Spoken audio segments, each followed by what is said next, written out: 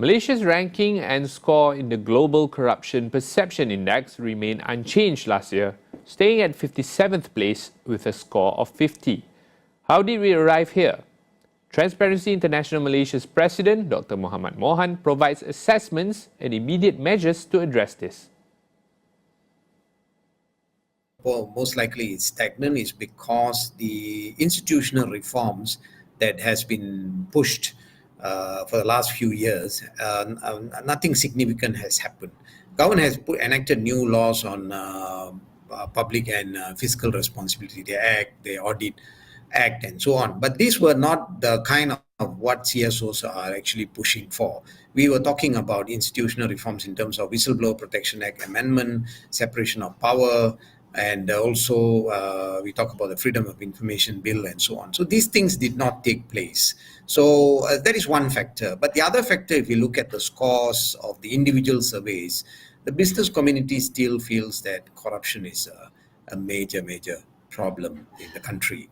And I think that is the one that I think the special task force under that forms focus groups.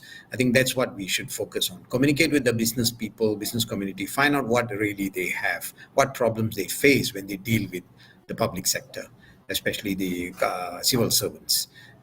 To improve institutional reforms, Mohan urged the government to expedite the tabling of certain bill amendments, namely the Whistleblower Protection Act, Freedom of Information Bill, and Parliamentary Services Act.